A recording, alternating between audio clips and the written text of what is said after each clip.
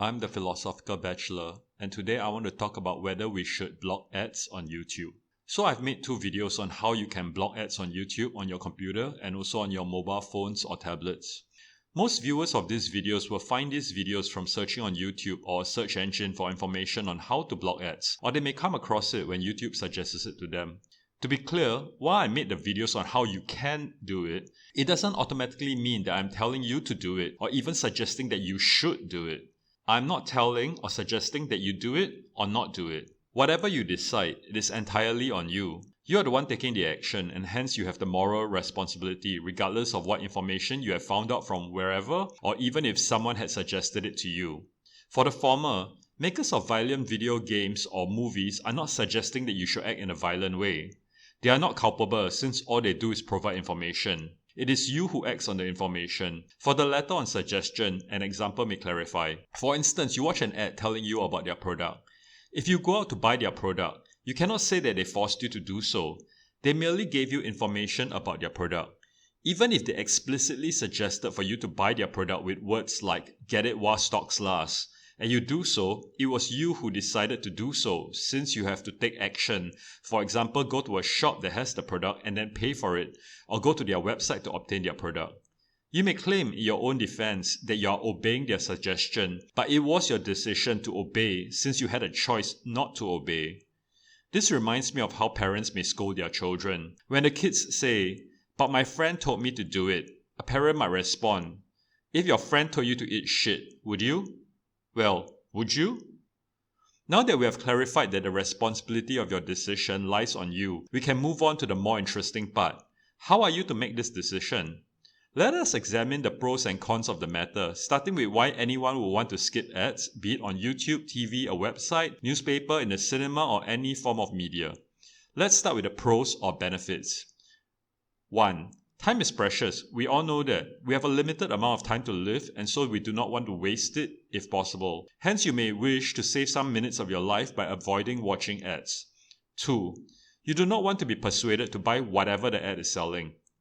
If you watch the ad and it's an effective one, you may feel compelled by their message and undertake such a purchase. Hence, you find it best to avoid such a possibility altogether. 3. Ads irritate you. You came to YouTube or the cinema or switched on the TV for some explicit purpose. You certainly didn't come for the ads. You want to get to your purpose, for example to learn about philosophy from my channel or to watch a movie. Ads are just something that comes with the medium, and usually you tolerate it, though if you could, you would avoid the ads. So perhaps in a movie, you just show up 15 minutes late so that you will miss the ads that usually come before the movie proper begins. If you're listening to the radio, maybe you'd switch stations. If you are watching TV, you might go to the toilet or get a snack when ads come on. If you are on YouTube, maybe you'll do the same, or you'll look for an ad blocking software. This leads us to an interesting question. Are ad block apps, browsers, browser extensions, softwares, and the like legal? Before I answer this question, I want to make a disclaimer. I do not know if it is legal. I am not a lawyer or a legal expert. If you need legal advice, go find one of those. As far as my research on the web has shown, however, it is not illegal. As far as the entities where such softwares can be downloaded, they are available on the Android App Store, the Firefox browser add-on website, and the Apple App Store. There are more. I didn't investigate every existing option. Each of these companies have their own terms and conditions for what apps and software are available, and in making them available, I guess those companies don't think they are breaking any laws, since they are in fact making them available to the users of their products. Let's consider some further arguments why, if you, as a consumer, are going to avoid the ads anyway, how this benefits not just you, but also the advertisers. I already talked about you as consumers saving time and possibly money.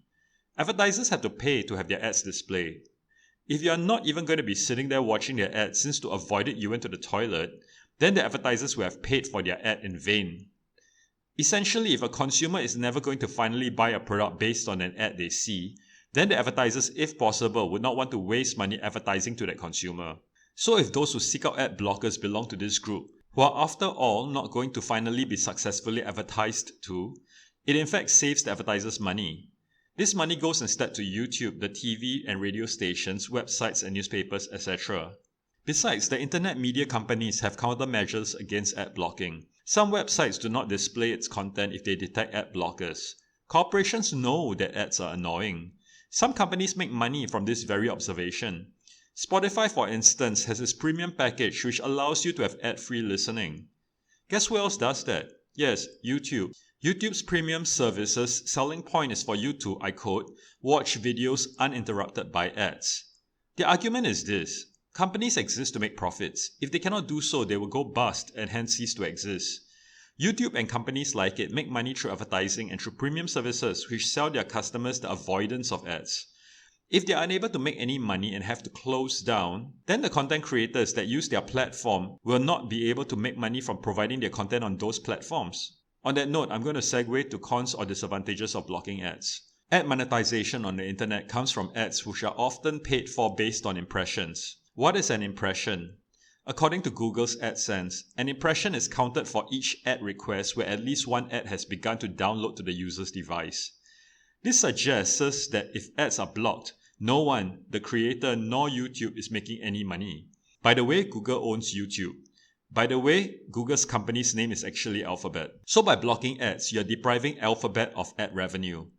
I guess you might not be overly concerned with that given that they're worth over $1 trillion. You might, however, be more concerned that you may be depriving content makers their cut of YouTube's advertising revenues that they are making from hosting their videos on YouTube. After all, you realize that content makers ultimately need money to keep making their content, and so you might wish to support them, albeit indirectly through allowing advertising. Indeed, this is a conundrum. You can of course directly pay these content makers if they have, for instance, a Patreon account, or simply make direct payments to them. Some creators have successfully monetized their content in this way. But if you think that small channels are also being deprived of ad revenues since you see ads on their videos anyway, think again. To get into YouTube Partner Program, which is the way for creators to monetize on YouTube, creators need to have 1,000 subscribers and 4,000 watch hours in a year.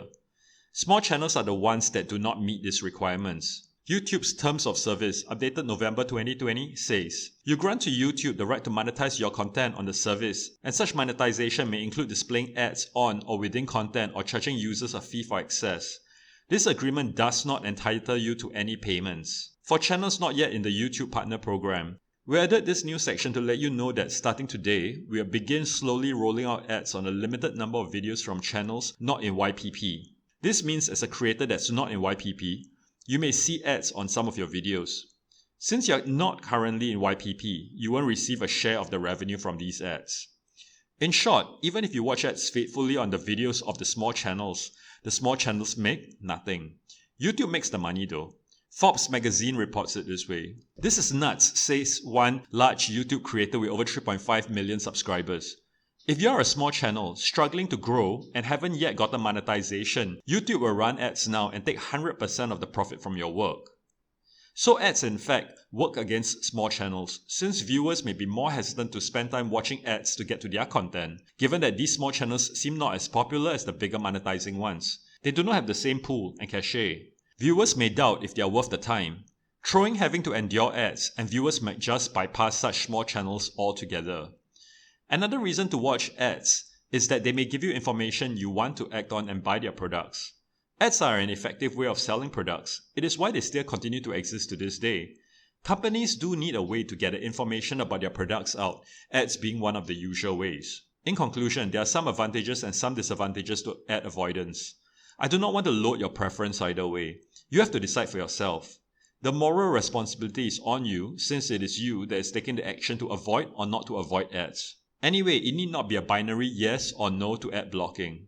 You can always turn off the ad blocker if you particularly wish to support one channel through ads and leave it on at other times. At times, you might mind ads a lot, for example when they interrupt a wonderful piece of music or when you're in bed listening to a video, as I do sometimes. At times you are okay with ads. So there are a whole spectrum of possibilities on this. Anyway, I hope this discussion has at least given you some room for thought. This series of videos on ad blocking isn't my usual content on philosophy. Or is it? Perhaps this exploration of whether one should or should not use ad blockers on YouTube is a demonstration of how philosophy intersects with real life, where we often have to make moral decisions in murky circumstances and to reason about what is involved. Whatever it is, we have to decide one way or another.